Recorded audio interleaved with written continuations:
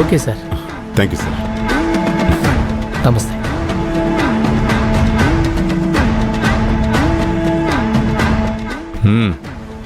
All the best అండి. Thank you sir.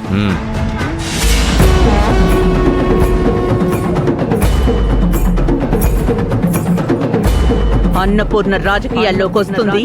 కాచుకో.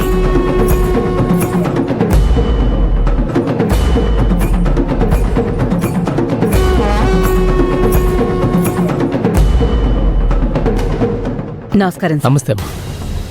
కూర్చోండి కూర్చోండి సార్.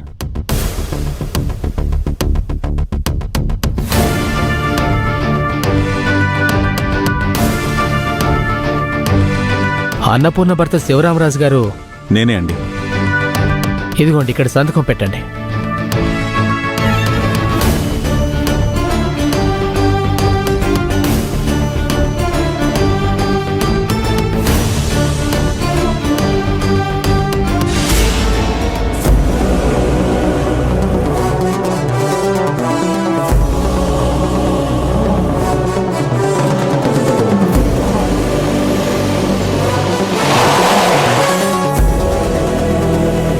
ఇదిగోండి.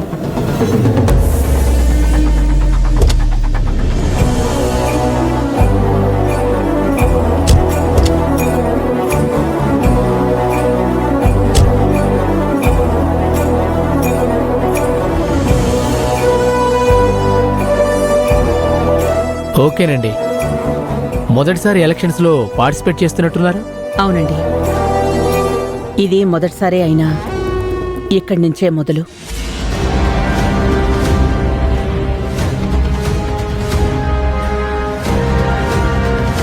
ఏంటి లలిత గారు, మీరు కూడా నామినేషన్ వేయడానికి వచ్చినట్టున్నారు? తెలియడం లేదా? తెలుస్తుంది. పాపం మీ భర్త సపోర్ట్ కూడా మీకు లేదని బాగా తెలుస్తుంది. ఆల్ ది బెస్ట్ అండి. Thank you sir. నమస్కారం. నమస్కారం. నమస్తే మేడం.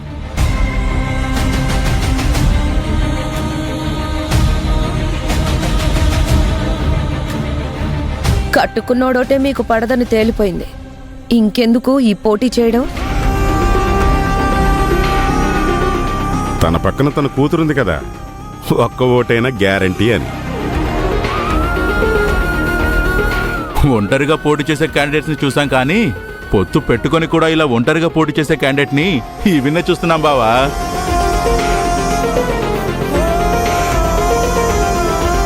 తనెప్పటికీ ఒంటరి కాదు.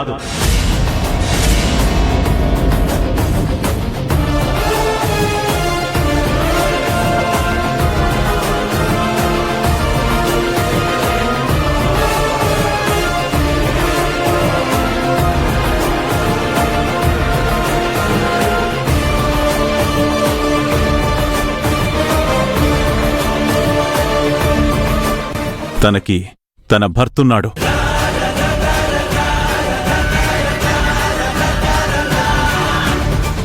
అదేంటి ఇందాక మీరు అటున్నారు?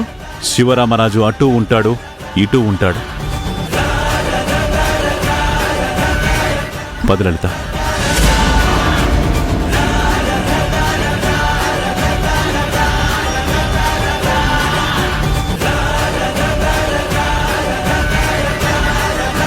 బావా అయితే ఒకటి కాదు రెండోట్లన్నమాట. నాకు డౌటే. సార్ నమస్కారం. తీసుకోండి.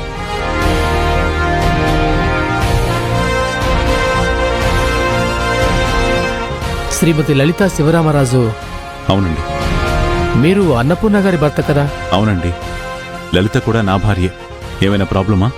నో నో నో, అలా ఏం లేదు. ఓకేనండి. లలిత గారు ఇక్కడ సంతకం చేయండి. పెన్. ఇదిగోండి.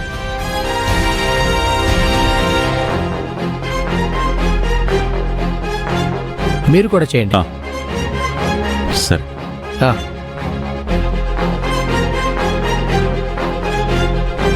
తీసుకోండి.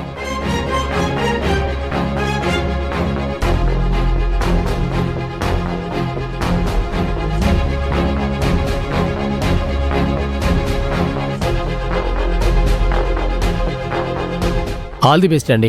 Thank you sir.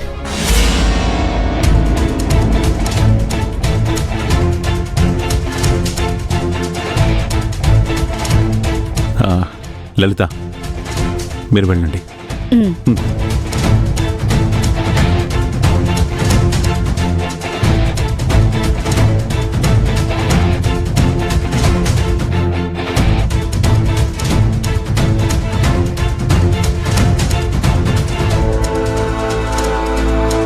అన్నపూర్ణ వెళ్దామా?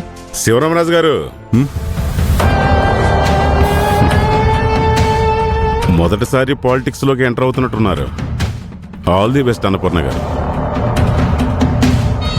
మా ఆయనకి పోటీగా దిగుతానని చెప్పి పోటీలోకి దిగారు.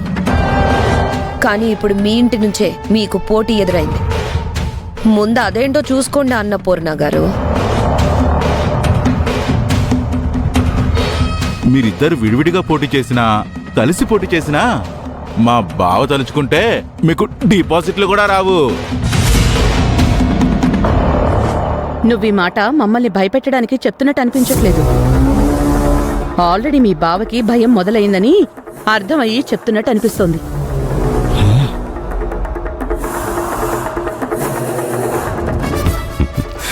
అన్నపూర్ణ గారు, ఈ ఆట మీకు కొత్త, నాకు పాత. పాత రోత అయినప్పుడు జనం కొత్తదానాన్ని కోరుకుంటారు బాపినీడు. మీరు కొత్త అని మీరు మొదటిసారని చెప్తున్నారు, కానీ ఇక నుంచి మొదలని తను చెప్తుంది. మీరు గుర్తుంచుకోండి. పదన్నపూర్ణ.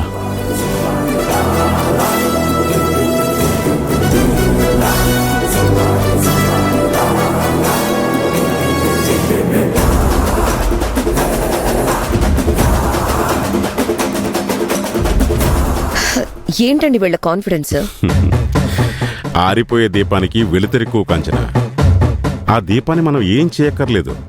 వాళ్ళ ఇంట్లో పెట్టిన ముసలమే వాళ్ళని ఆరిపేస్తుంది. నామినేషన్ వేస్తే అయిపోయింది అక్క. ముందుంది కదా అసలు కదంతా. ప్రచారాలు, ఆ తర్వాత ఎత్తుకు పై ఎత్తులు, ఆ పైన ఓటింగులు, ఆ తర్వాత కౌంటింగులు. అబ్బో చాలా పెద్ద కదా. బావ ఎలా చక్రం తిప్పుతాడో నువ్వే చూద్దువు గాని. సరే పదండి.